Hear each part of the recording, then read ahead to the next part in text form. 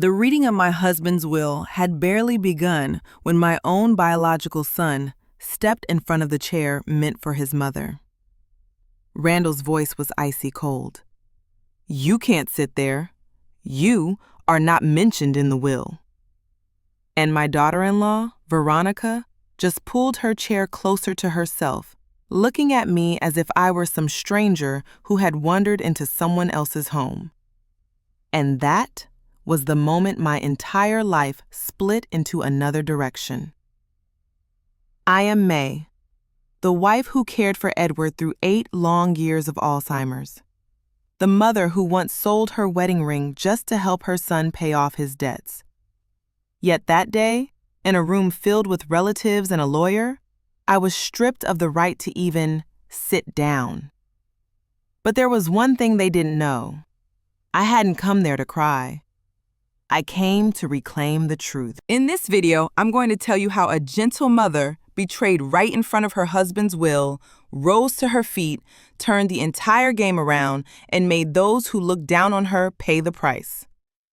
If you think this is just another ordinary family dispute, you're about to see the opposite. I never imagined there would come a day when my own son would stand in front of me like a gatekeeper, his eyes so cold they made the entire room tilt. The reading of Edward's will had just begun. I hadn't even pulled out my chair, hadn't even set my bag down, when Randall stretched out his arm, blocking my chest as if I were an intruder. "You can't be here, Mom. You are not in the will." Each word fell like a hammer against my heart. The whole room froze. A few relatives exchanged glances, trying to hide their shock mixed with discomfort. Just a widening, icy void spreading inside my chest. I, the wife who cared for Edward through 8 years as he slowly forgot the entire world. The only person beside him as his mind unraveled piece by piece. The one who changed his diapers, fed him spoon by spoon, steadied him through nights of confusion. And today, I was pushed away from the very chair I had occupied my entire married life by my own flesh and blood. Under the pale yellow light of the law office, Randall's face looked like that of a stranger. The little boy who once clung to my leg when the night scared him was gone. In front of me stood a man consumed by greed, his breath heavy with anxiety and calculation. "Leave, Mom," Randall continued, his voice low but sharp as a blade. "This will has nothing to do with you." I felt as if I had stepped into the wrong play. But this wasn't a play. This was raw, brutal reality. Veronica gently placed a hand on Randall's arm, pretending to soothe him, but her eyes slid over me with a coldness that made my skin prickle. In that moment, I understood. They didn't just want me out of the room. They wanted me erased from Edward's life, the man I had loved and vowed to stand by until his final breath. I looked around the room. Attorney Harold frowned slightly, but before he could say a word, Randall stepped half a pace toward me as if ready to push me back again. How ridiculous. The same child who cried when he scraped his head, the child I held against my chest, now wanted to throw me out as if I were worthless? No one knew that inside my coat pocket that day, I carried something Randall and Veronica could never have anticipated. A document powerful enough to flip the entire game they believed they were controlling. But I stayed silent. Not because I was afraid, but because I wanted to see, clearly, just how far they were willing to betray the one who brought them into this world. When Randall pointed towards the door again, memories of 8 years caring for Edward flashed through my mind like a film reel. The nights he called my name in his sleep. The moments he panicked, forgetting who I was. The days I was wife, nurse, and his only anchor. I stood there as if my feet were glued to the floor, but my heart was hardening. A mother can endure many things, but humiliation on the day she bids farewell to her husband can burn away the last remnants of her gentleness. When Randall repeated, "Get out, Mom," I suddenly smiled. A small smile, so small even I found it strange, because in that moment, being pushed away from that chair, I realized something clearer than ever. I would no longer let them touch my life, and I would no longer let them touch Edward's legacy, not even once more. They thought I was weak. They thought I was simple. They thought I would just stand there and take it, but they would soon learn. In this family, the one they underestimated the most is the one who can turn everything around. And the revenge began the moment Randall blocked my path. For that was the moment I finally woke up. Woke from blind trust. Woke from the role of a mother being used. Woke to rise and take back everything that belonged to me and to Edward. They had no idea.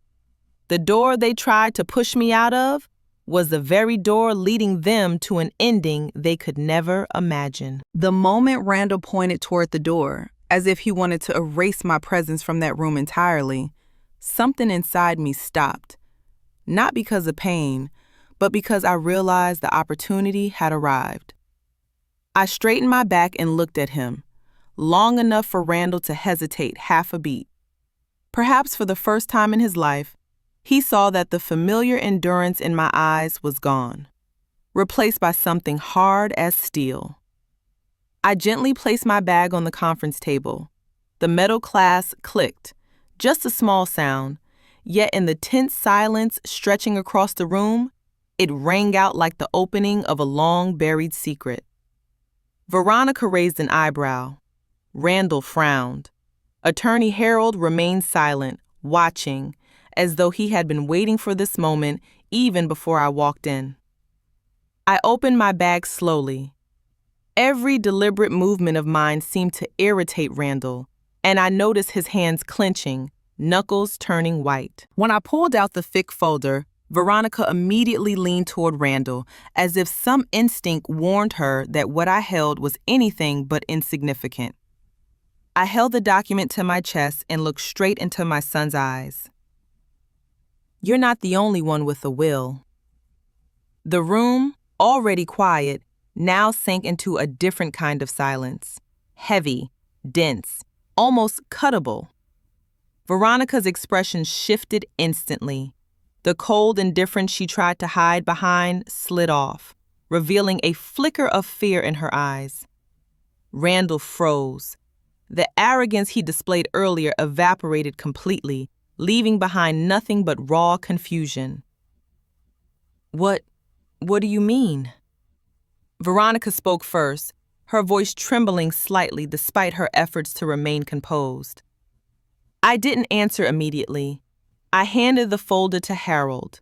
He took it, his expression easing, as if the story was finally returning to its rightful path. It was the mutual will Edward and I had created in 2008, when his mind was still sharp, every signature written clearly, with the ink still bearing the imprint of his thumb as requested by the notary.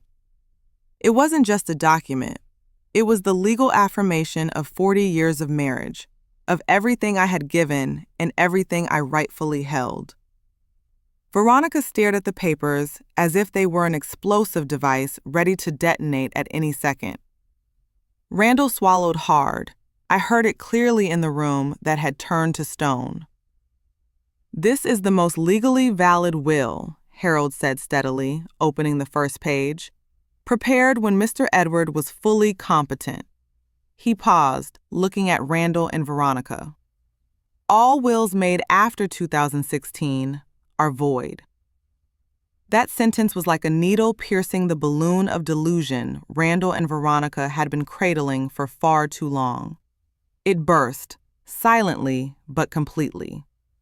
Randall jumped to his feet, his chair screeching against the floor. "No! No, that's impossible. My father, he was already at stage 3 Alzheimer's," Harold finished coldly.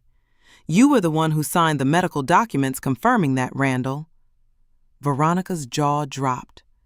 Randall went speechless. And I simply sat still. So still that every wave of chaos in the room crashed against my calm and shattered. I didn't need to yell.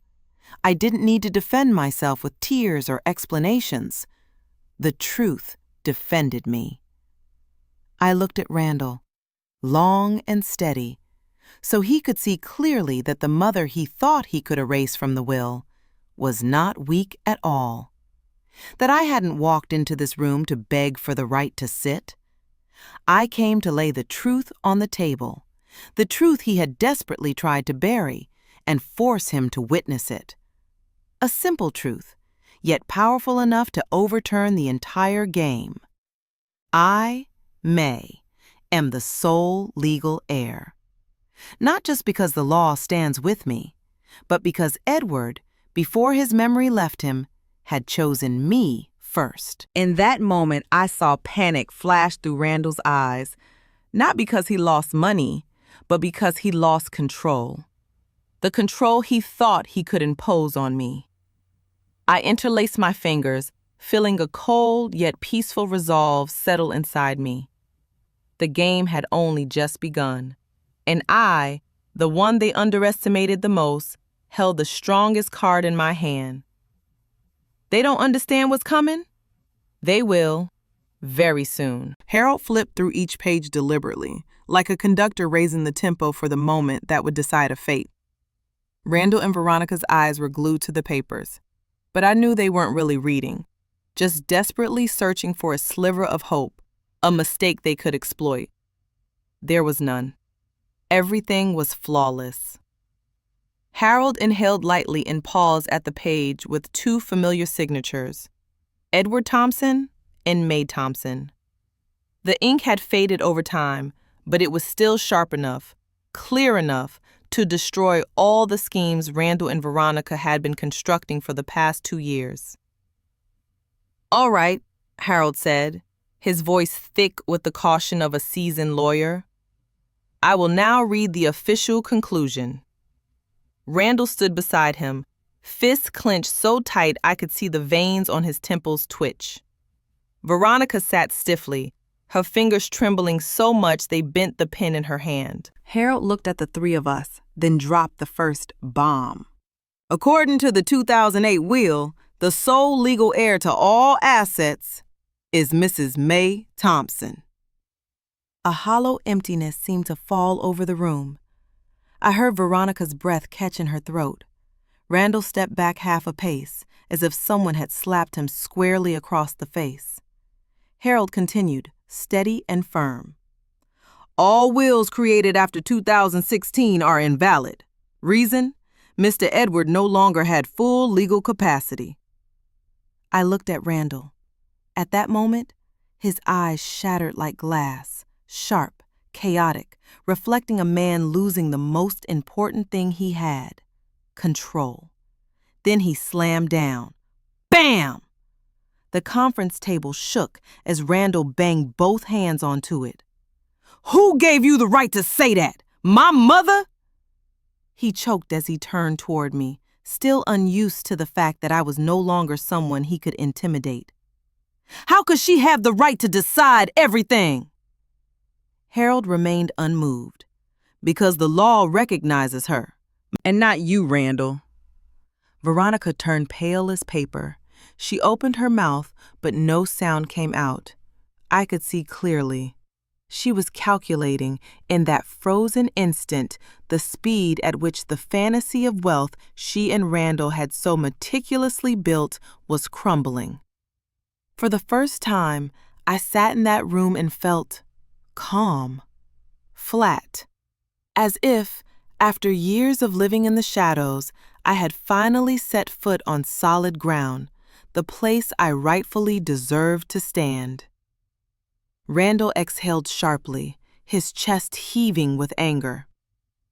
"Mom did this on purpose, didn't she? You want to go against me? You want—" I cut him off with a single look, just one look. And strangely, Randall froze. I spoke, softly, but each word fell sharper than his shouts. Randall, I'm not against you. I only stopped letting you trample over me. The air thickened. Harold watched silently, as if witnessing something far more important than the law itself, the awakening of a betrayed mother. Veronica suddenly sprang to her feet, trying to maintain a calm tone, but her hands shook violently. Impossible. Randall said father wanted to change the will to leave everything to us. There must be a mistake. There has to be. Harold replied, his tone calm to the point of cruelty. If you wish to challenge it, be my guest. But under the terms of the 2008 will, anyone disputing its legality, he paused for effect, will be excluded from all benefits. Veronica froze. Randall opened his mouth, no sound escaping. They looked like two people who had stepped into a dark room and had the light switch ripped from their hands. And I simply sat quietly, fingers interlaced over my chest. Not proud, not triumphant, just a sadness that had hardened into a strange calm. I looked at my children, the two who had once been the bright hopes of my youth, now reduced to panic at losing something they had never truly earned on their own. Harold closed the folder, the soft click echoing like a period at the end of all deception. So, he said, shall we continue, Mrs. May? I nodded. For the first time that day, and perhaps in many years, I felt truly awake. Their ending began here, and my beginning had just opened. When Harold closed the file, his eyes still tracking every movement from Randall and Veronica, I knew today's battle had only just begun. Yet my heart was strangely still, not proud, not satisfied, just the calm of someone who has finally seen through every calculation, every scheme, and still holds the upper hand. I stood up, nodded slightly at Harold. I could feel his hand squeeze mine gently, like a silent affirmation. Justice has finally returned to where it belongs. Stepping out of the conference room, I didn't hurry, didn't look back. The storm inside that room was still raging.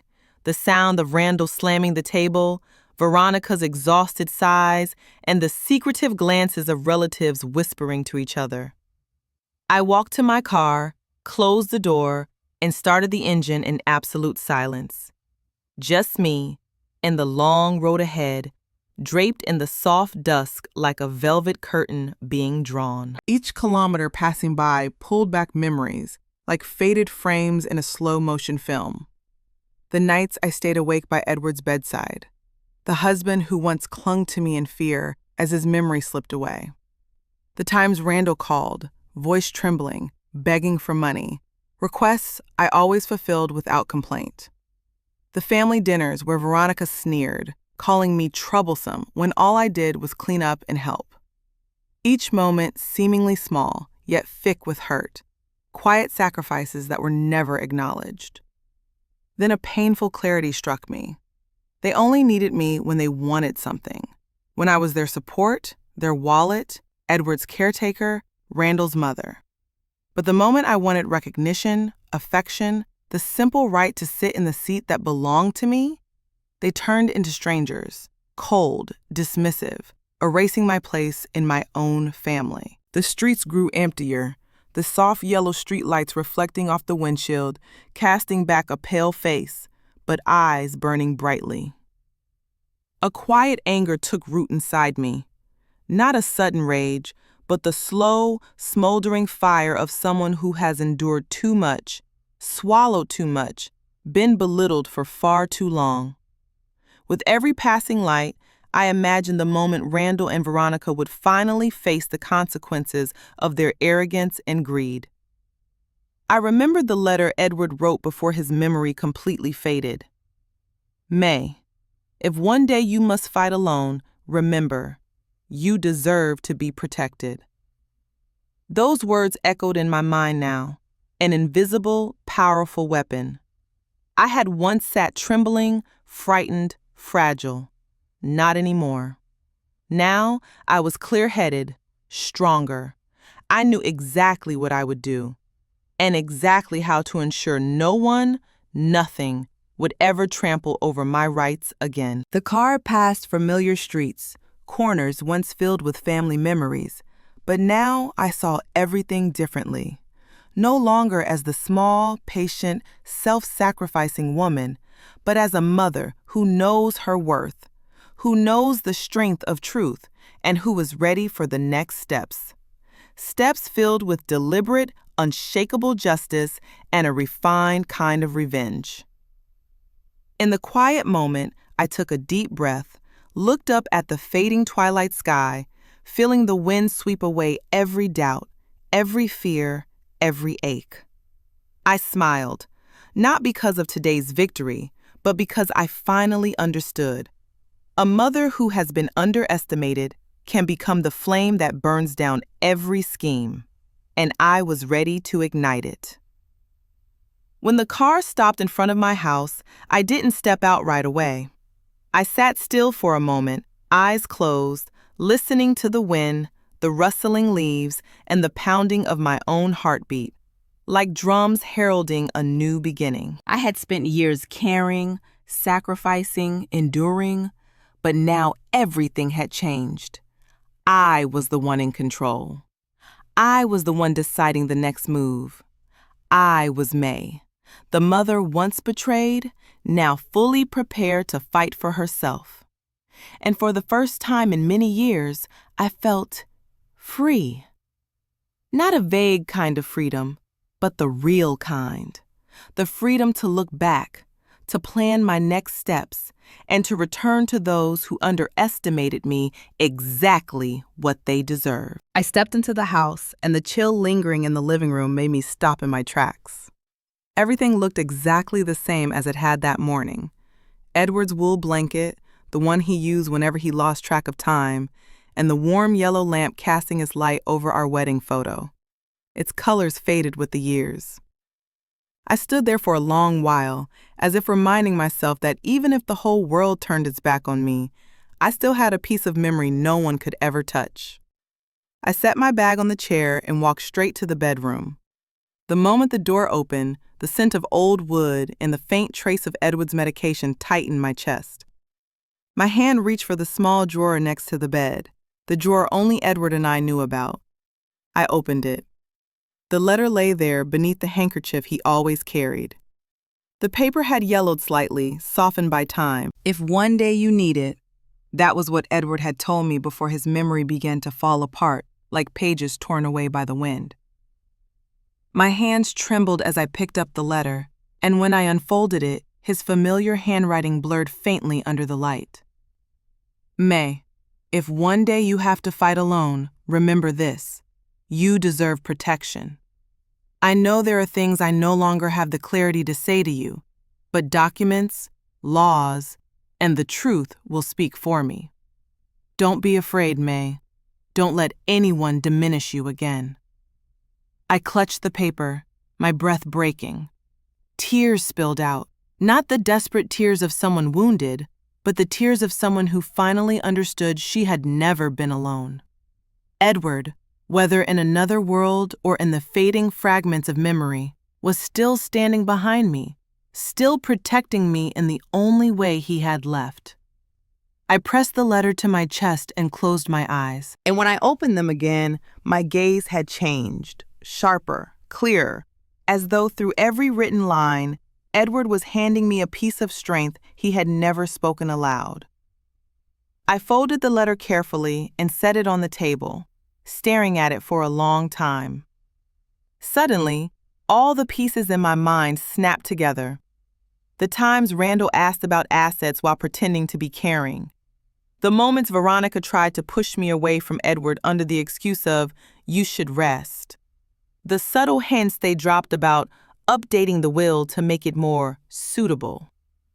I didn't understand why I hadn't seen it before, or rather, I did, because I had believed too deeply that family would never hurt one another. But they had, and they had done it so blatantly that I no longer had a way back. I picked the letter up again. In Edward's trembling handwriting, I didn't just see love, I saw a warning. He knew what Randall and Veronica were capable of. He knew I would be hurt if I had no weapon to defend myself, and he knew that one day I would have to stand alone. That day had come. I gently placed the letter back into its envelope and locked it inside the steel drawer beside my desk. When the lock clicked shut with a crisp snap, I felt as though a part of my old self had been sealed away with it. The years of gentleness, endurance, and living for others without ever thinking of myself. A mother can endure many things, but when she is pushed to the edge, that endurance becomes the most terrifying kind of strength. I stood up, walked to the window, and pulled the curtain aside. The night sky was ink black, and the wind slipped through the cracks of the frame, reminding me that the world out there was vast, and who survived the storm would depend on their own resolve. I placed my hand on the window ledge and whispered, "Edward, I promise, I won't let anyone touch what belongs to you and to me. I will protect the last thing you left behind."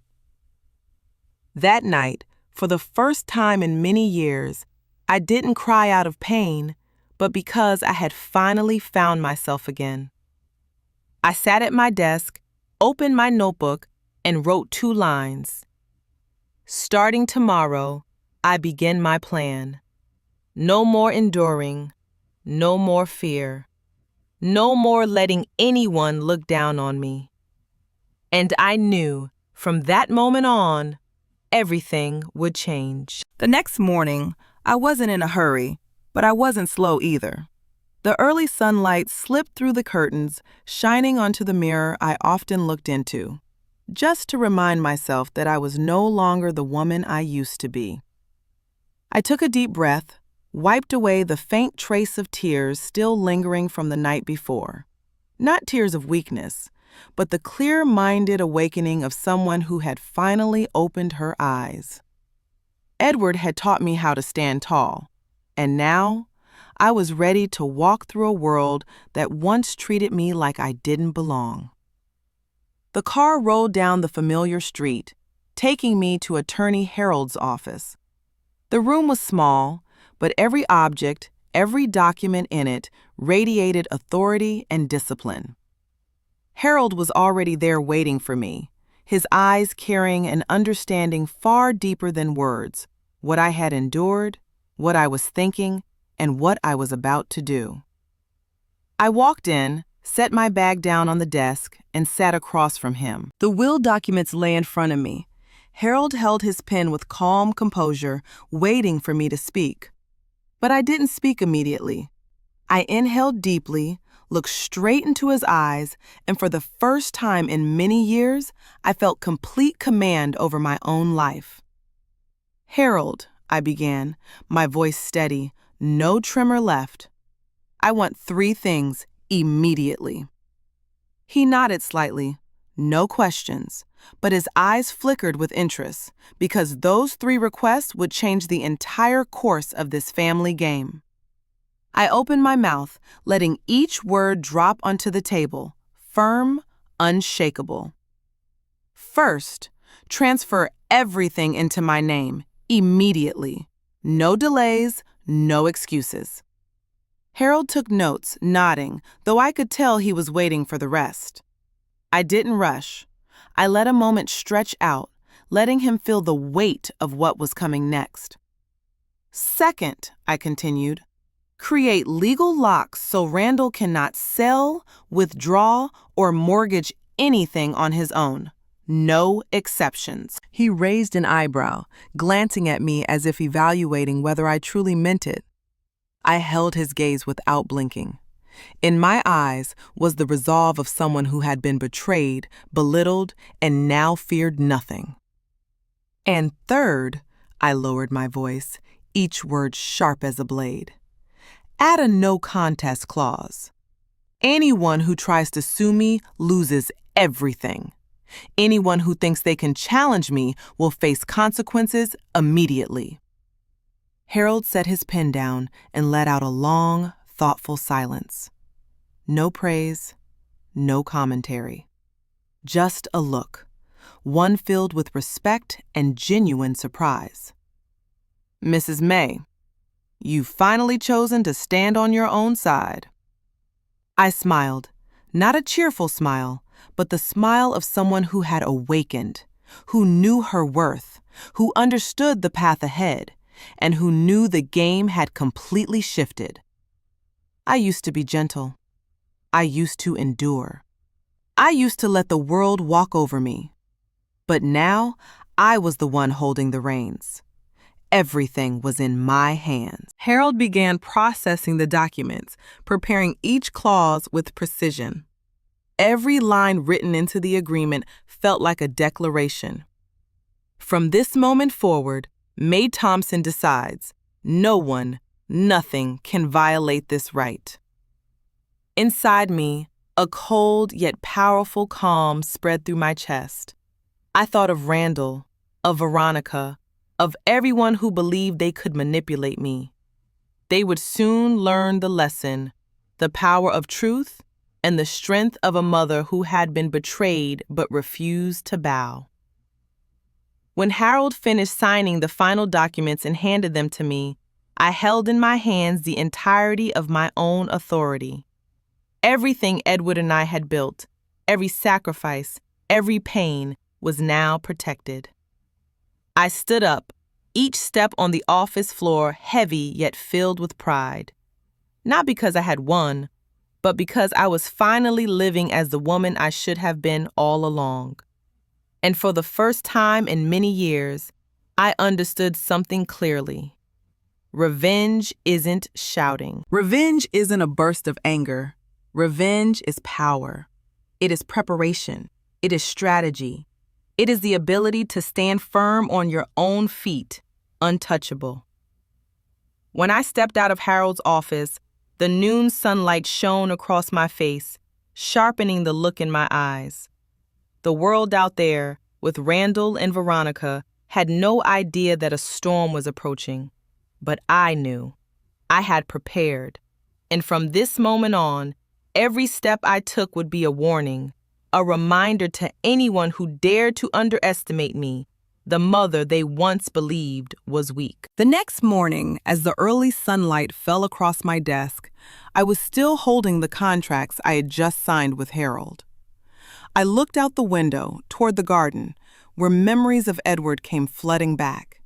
His laughter, his quiet talks about family, about the things he wanted me to protect.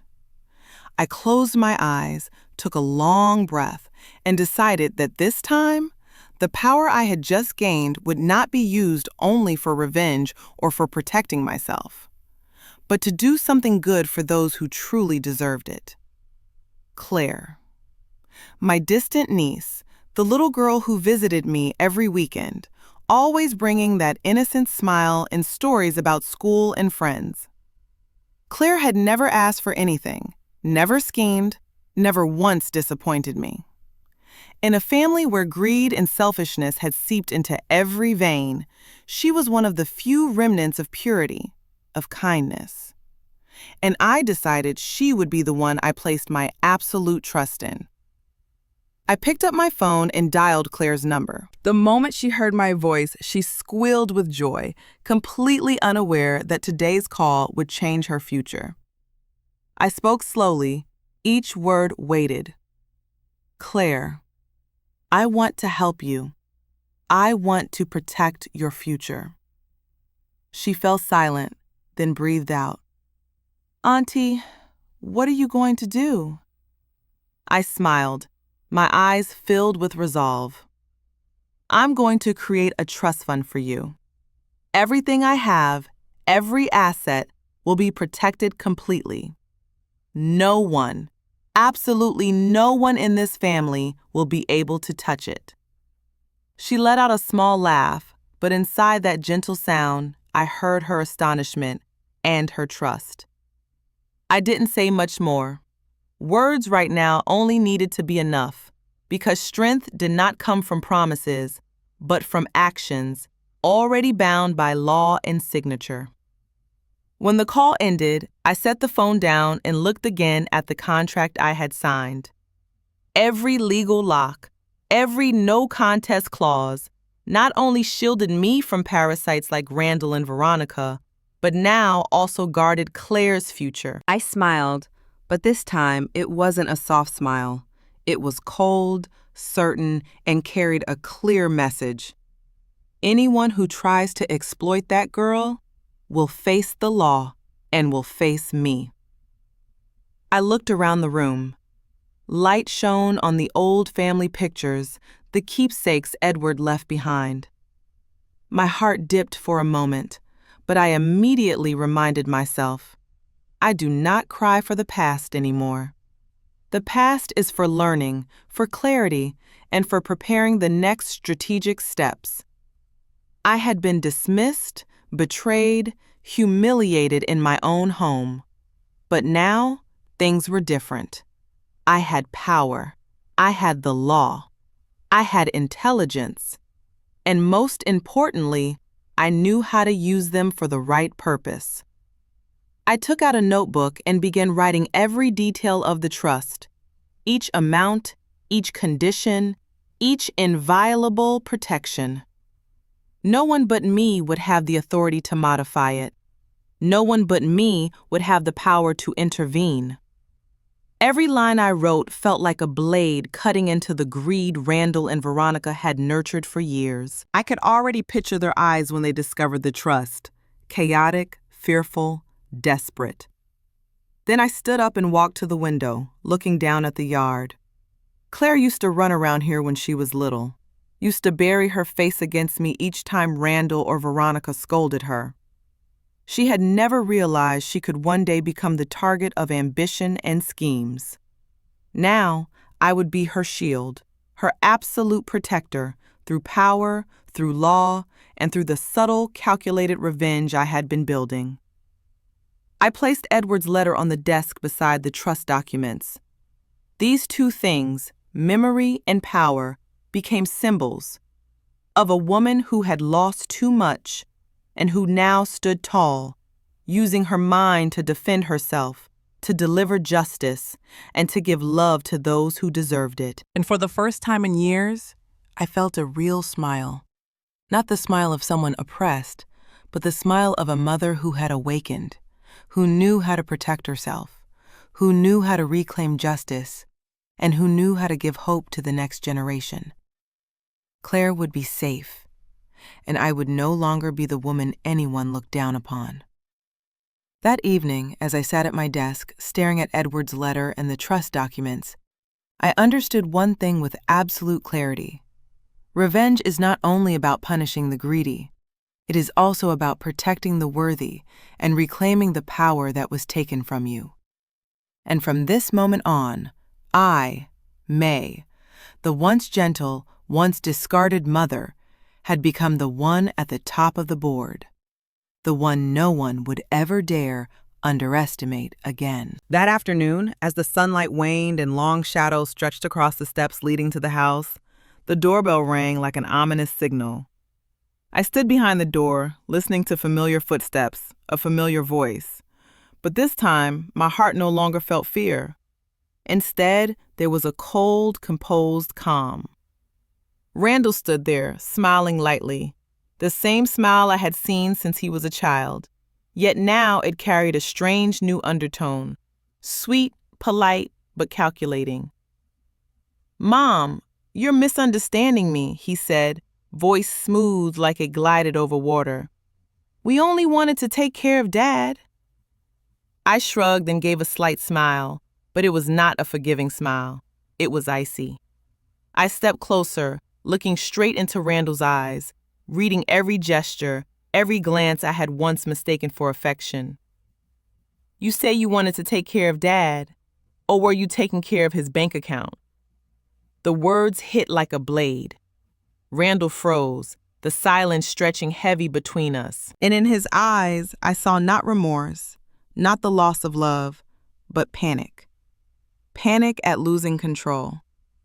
The boy I had once nurtured, who relied on my gentleness and patience to satisfy every whim, now stood trembling, awkward, stripped of any power. I stepped closer, placing my hand on his, not to hug, not to soothe, but as a warning. You can say whatever you want, Randall, but from now on, I am the one in charge. Every action, every scheme, I've seen it all, and I am no longer afraid. He stepped back, eyes a mix of anger and fear, as though he were seeing, for the first time, that the weak, compliant mother he knew had vanished.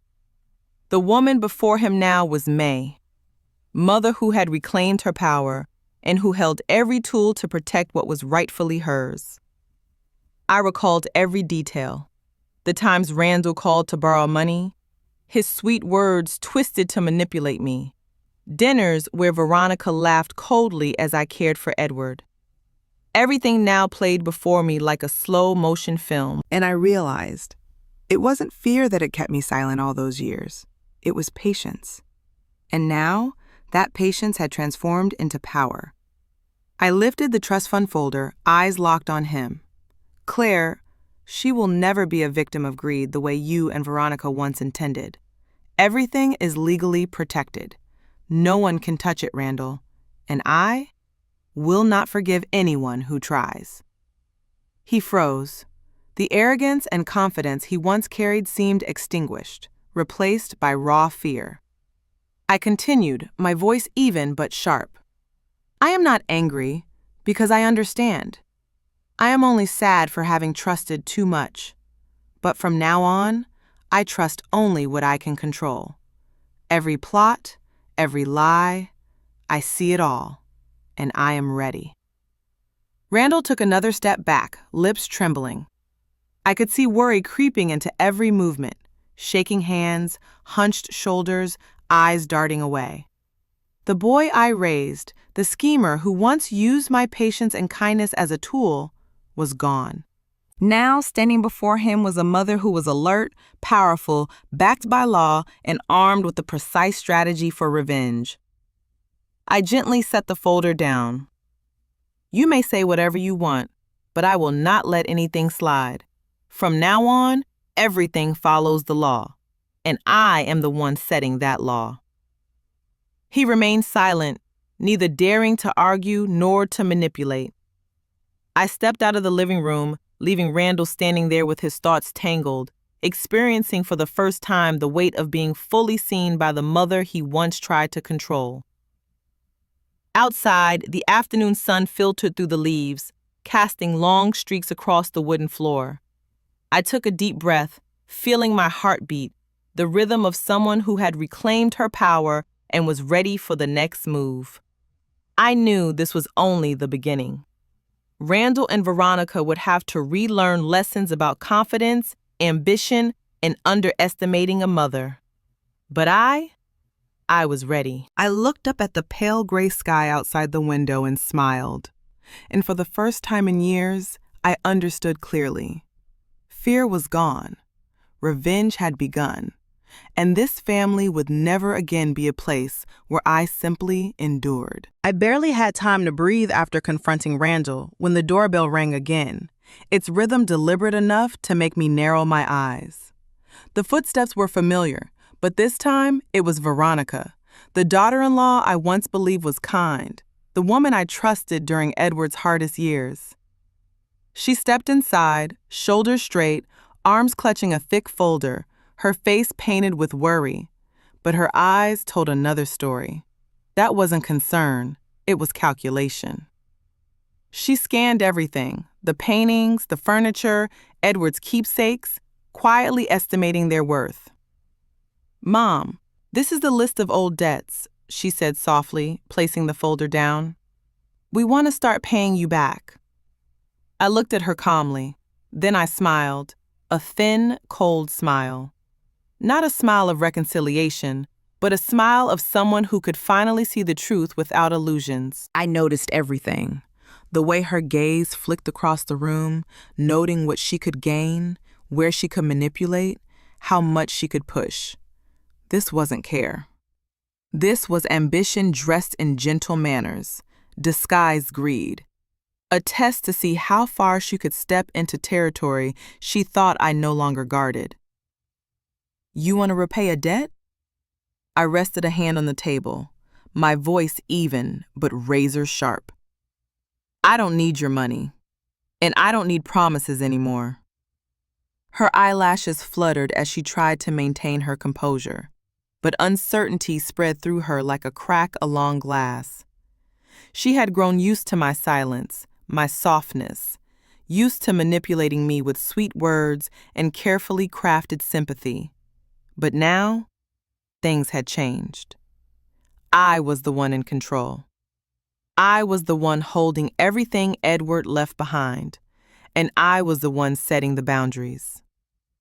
Veronica placed the folder down and forced a smile. Mom, we just want to do the right thing. We don't want you to worry anymore. I held her gaze, my voice quiet but cutting clean through her facade. Words aren't enough anymore, Veronica. I've heard enough empty promises from you and Randall. From now on, only actions matter. She said nothing. Her fingers twitched restlessly on the folder. Her discomfort was satisfying. The first small reward after years of being dismissed and manipulated. Every scheme, every whisper, every lie, they were all visible to me now. And I had prepared for every one of them. I stood and walked slowly around the table, letting my presence fill the room. My eyes traveled over the photos, the heirlooms, Edward's belongings. Each step a reminder that I was no longer the woman they could easily control. Veronica, I spoke calmly, I won't stop you from doing the right thing. But if you think I am still the gentle, easily manipulated woman you once knew, you are mistaken. Everything now is protected by law, by documents, and by me. Anyone who tries to take advantage will pay the price. Her expression shifted, calculation fading into tension. I saw the fear growing, hunched shoulders, avoiding eyes, trembling lips. She had relied on my patience for too long. She had relied on my weakness. But now, for the first time, she understood. The game had changed. I walked to the window, pulled the curtain aside, and let the late afternoon light fall across my face, sharpening every feature. I could feel it, power rising, clarity settling into my bones. I was the one who decided now. I was the protector of what mattered, and I would strike back if I had to. Veronica stood frozen, the folder in her hands, eyes full of worry and fear. And I knew that in just a few days she would come to understand something else. May, the gentle mother she thought she could manipulate, was gone. In her place stood a woman sharpened by betrayal, strengthened by the truth, and fully in control of her own fate. I closed my eyes, breathed deeply, and whispered to myself, Edward, you protected us for so long, but now I will protect what's mine. Every lie will be exposed, and every hidden ambition will face its consequences. Outside, the sunset stretched long across the house, illuminating everything, every secret, every deception. Veronica could come back with her soft voice and her sweet words, but May had awakened, and no one in this family would ever manipulate this mother again. Veronica left with unsteady steps, her perfume lingering in the room, a sweet scent laced with calculation. I stood for a long time at the doorway, watching her silhouette fade. Strangely, in that moment, I no longer felt like the soft-spoken mother waiting for her children's acknowledgement. I was the keeper of the door. I decided who was allowed in and who no longer had a place in my life. That evening, I took the initiative to text both Randall and Veronica. Tomorrow, I want both of you here. We have something to discuss. For the first time, I was the one making the request. Not begging, not smoothing things over, not lowering myself for the sake of family harmony. A deliberate invitation, a final conversation where the truth would no longer have a place to hide. The next day, when they entered the living room, I was already seated. The old wooden table between us felt like an invisible boundary. On one side was me, the woman who had endured for years. On the other side were the two people who had grown accustomed to living on someone else's sacrifice. Randall sat farther away than usual, shoulders stiff, forehead tight, eyes unable to meet mine. Veronica wore her usual calm facade, but I could see the irritation twisting just beneath her gaze, impatience, discomfort, the inability to control the situation. I began with a soft sentence. We need to speak honestly, not to blame, but to end this. The room froze for a few seconds. I saw Randall swallow hard. Veronica adjusted her sleeve, pretending to stay composed. Then I told them everything. Every wound I had hidden for years.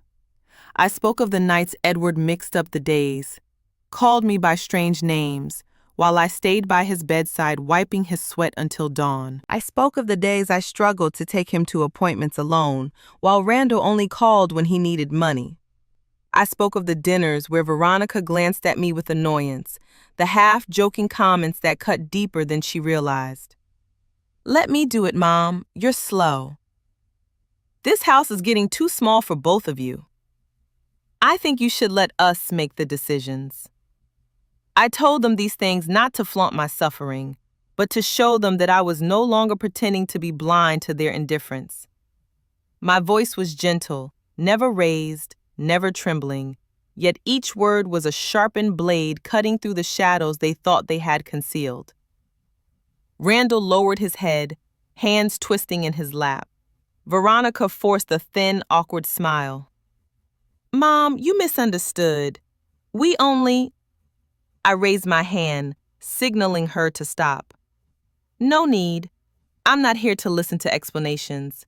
I'm here to put a period at the end of this chapter. I leaned back, my gaze steady, steadier than it had ever been, even in the stormiest years of my life. There's something I've realized, I continued softly. My silence has given others permission to treat me as if I don't matter. I looked at both of them, slowly, deliberately. For the first time, they couldn't avoid my eyes. But from now on, I said, each word firm and clear, I will live my life for myself, not as a crutch, not as a wallet, not as a mother who hurts herself to maintain a fake peace. The air grew dense, so heavy I could hear my own heartbeat, steady and controlled. Randall lifted his head, eyes red, but I knew it wasn't remorse. It was fear. Fear of losing what he had always assumed would be his. Veronica tightened her grip on her sleeve, lips pressed together as if she wanted to speak but no longer had the courage. I stood up, ending the conversation as if closing a final chapter of a long, painful book. From now on, I will choose who receives my love. I will no longer be unconditionally forgiving. If you want to rebuild this family, you'll have to prove it. But if all you want is to take advantage, this door will not open again. I pointed gently toward the exit. No raised voice, no threats, but enough for both of them to understand the shift. Randall stood up first, looking lost and strangely regretful. Veronica followed, attempting a polite smile, but her trembling betrayed her. When the door closed behind them, I felt something I had never dared believe I could feel. Freedom, power, and a peace that, for the first time, belonged entirely to me. When Harold finished explaining the no contest clause, the clause that forbids anyone from challenging the will unless they want to lose everything, the entire room seemed to tighten around us. I could hear the blood rushing in my ears, the metallic ticking of the old clock in the corner. Everything went silent, except Randall. He shot up from his chair like a delayed firecracker finally ignited. You dare go against me? His palm slammed onto the heavy wooden table so hard the glass next to him trembled. Did you forget who took care of you those last years? I looked at my son, the boy I once cradled, protected, poured my life into, now standing there with bulging veins, flaring chest, wild eyes like a child who couldn't accept being denied. But what hurt more was Veronica standing behind him. Her hand rested lightly on his shoulder, tugging just enough, controlling him like a puppet on a string. Her sharp, icy eyes swept over me with a cold contempt that stung deeper than any word. And in that moment, I understood. Randall hadn't been my Randall for a long time. I clenched my hands together to steady the trembling inside me. No, Randall, you're the one who forgot who raised whom. I spoke slowly, each word piercing the air like a needle. Randall's face twisted. He had never tolerated the truth, never tolerated anything he couldn't control. Harold cleared his throat gently, trying to diffuse the explosion forming in the room. This clause, Mr. Edward added it himself, he said carefully. He told me that anyone who still sees family as a place to demand a share rather than protect love doesn't deserve anything from him. I saw Randall's eyes flicker, anger, confusion, and fear. Just one brief second, but enough for me to know he understood. Things were slipping beyond his ability to manipulate. Veronica leaned toward him and whispered something into his ear. Immediately, Randall's eyes flared again. You think you've won? He let out a cold, bitter laugh. Don't forget, you're alone, and I have people behind me. I stood up. The chair scraped lightly, its sharp sound cutting through the heavy air. I didn't shout. I didn't argue. I didn't defend myself. I simply looked at my son, the same boy who once clung to my hand when thunderstorms scared him, who once cried into my arms when friends abandoned him, and realized I had let him drift too far away. If that's truly what you believe, then go ahead. Try. I turned and walked away. Each step felt like dragging a trail of forgotten years behind me. Behind me, Randall screamed, "You'll regret this!" But I didn't turn back. I only smiled, a smile Randall had never seen, because for the first time in years, I knew I didn't have to stay silent anymore. The conference room door closed behind me, and in that exact moment, I felt something awakening inside. Not fear, not pain, But resolve. If they thought a mother who'd been deceived for years would continue to bow her head, then they had never seen what that mother becomes when betrayal finally pushes her to the edge. And they would see, one by one. News of me standing up against Randall spread faster than I ever imagined. Just one night. The next morning, as I stepped out of the house to meet the lawyer again, my phone vibrated nonstop. Not one call, not two, but the entire extended family.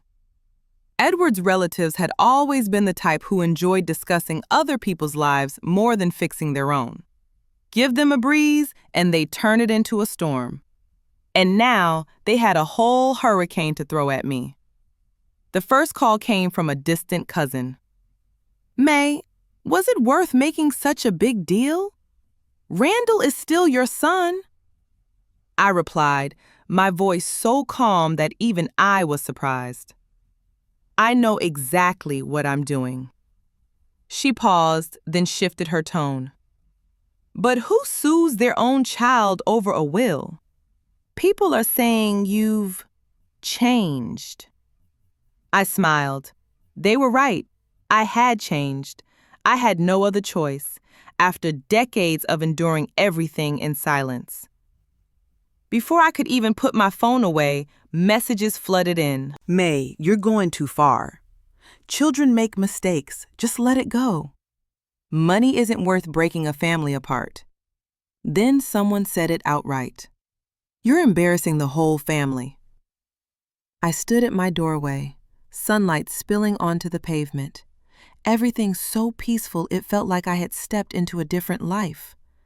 A life without betrayal, without hurtful words, without Randall's dismissive glances or Veronica's calculating smile. But I had lived in silence too long. Long enough to know that not one of them stood beside me when I needed support. When Edward lay sick in bed those last years, only I was there. When the medical bills piled up like mountains, only I handled them. When Randall and Veronica breezed in just long enough to sign papers and left with traces of expensive perfume lingering in the hospital room, it was still only me. And now they said I had gone too far. I opened the next message. This one was from an older relative. May, you're doing the right thing. If Edward were still here, he'd want you to protect yourself. I stopped. A strange tightness rose in my chest. Not because the words comforted me, but because they reminded me of something I had been avoiding for days. Edward saw everything. He had always been quiet, but he saw. He saw Randall's coldness. He saw Veronica's calculations. He saw the pain I tried to hide behind tired smiles. The no contest clause wasn't an accident. It was his final message to me. I put my phone back into my bag and stepped into the yard, feeling as though I'd just walked through a thick fog. Let them talk. Let them judge. Let them speculate and whisper. I didn't care anymore. I had spent my whole life pleasing others, my children, my husband, the extended family, even people who didn't know half the truth. But now I understood. My silence was exactly what allowed them to trample over me all these years. No, I would not stay silent anymore. I got into my car, closed the door, and the moment the door clicked shut with a firm, decisive clack, I felt it. The journey to reclaim my life had only just begun. After the story spread through the entire family, my house suddenly became unnervingly quiet. No more phone calls ringing nonstop, no more meaningless accusations, just the sound of wind slipping through the window frame and the soft breath of my own chest. A breath I had forgotten I was capable of taking so easily. That night, I sat in the living room, staring at the old set of keys lying on the table. A small object, yet holding the entire history of my pain. I wrapped my fingers around them, the cold metal biting into my skin, reminding me of all the times Randall walked into my house as if it were his own property. Of all the times Veronica opened my kitchen cabinets, my liquor shelf, my living room, my bedroom, with that posture of, "This is our house, not yours, mother." I stood up, walked straight to the front door, and called the locksmith to come over that very night. With every click, snap, echoing through the hallway, it felt like each sound was locking away a chapter of my old life, locking away years of tolerance, locking away every moment they humiliated me inside the very home I built with my sweat, locking away the foolish hopes I once clung to, believing they would change. The door closed. A new chapter opened. The next morning, the first thing I did was block all access to the joint accounts I once naively opened for Randall. To make it easier for him to take care of his father, he said. Easier for whom? I knew too well. I went to the bank and signed each document. No trembling hands, no hesitation, no regret. When the clerk confirmed, "Mrs. May, the account now grants access to you and only you." I simply nodded, but inside, it felt like a knot years in the making had finally loosened. The next step was harder. Not because it was complicated, but because it reminded me of the weakest version of myself. I opened an old drawer and took out every authorization form I had ever signed for Randall.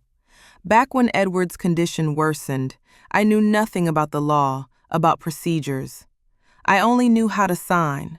Sign without conditions, sign out of panic, sign out of the belief that my son would take care of his father on my behalf. But in truth, I had handed over the financial lifeline of our family to someone utterly undeserving.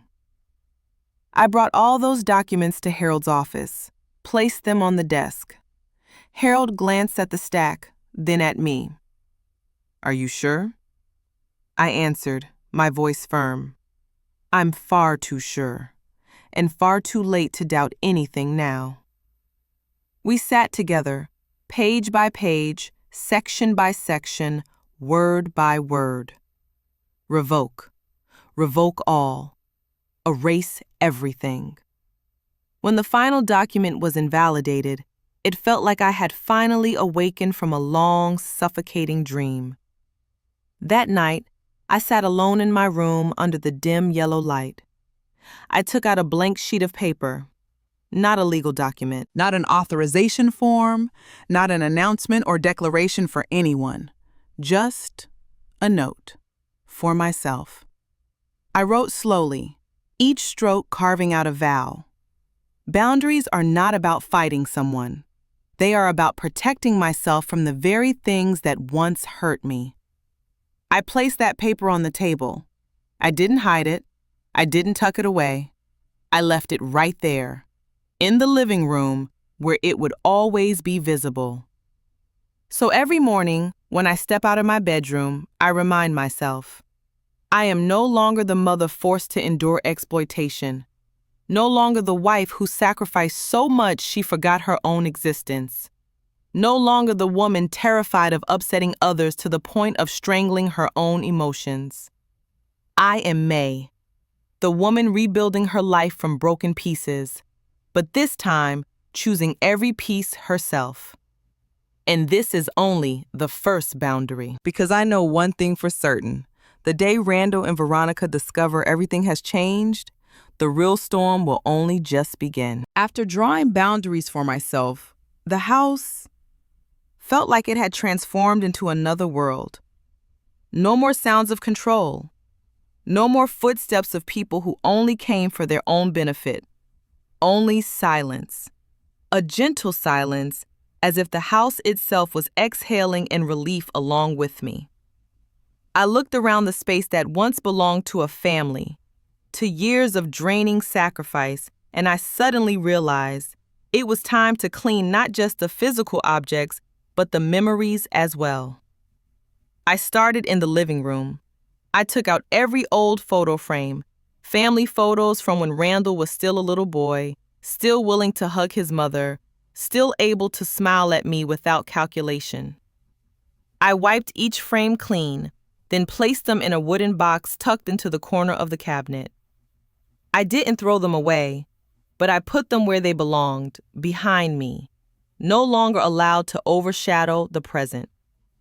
Next came Edward's belongings. I opened his wardrobe. His familiar scent still lingered, bergamot mixed with the hint of mint he always loved. I touched the old wool sweater he wore every winter, remembering those final moments when his memory began to fade. The repeated questions, the nights he held my hand as if afraid he'd be lost in the darkness if he let go. I gathered all of his keepsakes, his watch, the silver pen, a few leather-bound books he read over and over, and placed them in a separate glass cabinet. For the first time, I didn't keep them in the closet like an unhealed wound. I set them in the center of the home, like a beautiful memorial. I remembered him with love, not with loss. I sat down, leaning gently against the cabinet, and whispered, "Edward, I finally did what you once hoped for. I stood up for myself. The next day, I changed the way I lived, not because I wanted anyone to notice, But because I was exhausted from being the old version of myself, the woman who only knew how to sacrifice for others until she forgot her own name. I began learning how to garden, something I had always wanted to try but never had time for. I bought lavender seeds, a few climbing rose bushes, and some herbs to grow behind the kitchen. When my hands touched the soil, I realized anyone can restart their life from the roots, just like planting a new seed. In the afternoon, I reopened my old cookbook, not to cook for others, but to cook for myself. I made the tomato soup I used to love but Randall dismissed as bland. I made the beef stew Edward once said, "Only you can make taste like this."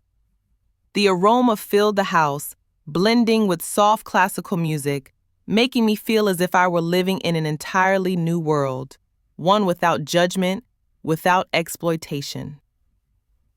Then I picked up the phone, not to wait for someone to call, But to call the old friends I had unintentionally pushed away after becoming nothing more than a shadow for my family. They were surprised to hear my voice, then delighted, promising to visit soon. I realized I had lost so many good people, simply because I devoted myself to those who never deserved it. That night, I stepped onto the porch with a cup of hot tea. The night breeze swept across the garden, carrying the scent of soil, leaves, and beginnings. I looked at my hands, the same hands that once trembled as I signed away authority to Randall. But now they were strong, decisive, and entirely my own. I felt as if I had been born again. Not the mother who endured everything, not the wife who sacrificed endlessly, not the woman belittled in her own home, but May, the woman who finally stood on her own side. I know the road ahead is long. I know Randall and Veronica won't let go easily. I know storms are coming. But for the first time in decades, I feel strong enough to face them. And this time, I am no longer the victim. That night, when everything had finally settled, I stood before my front door, the old wooden door Edward once repaired himself that autumn. The warm yellow light spilled outward, casting a small, gentle glow across the porch. I stood there for a long moment, as if staring at an invisible line that marked the boundary between who I used to be and who I was becoming.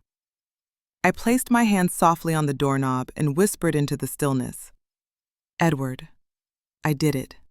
I protected both of us." A quiet sentence, but carrying 10 years' worth of weight, pain, endurance, injustice, and finally, awakening.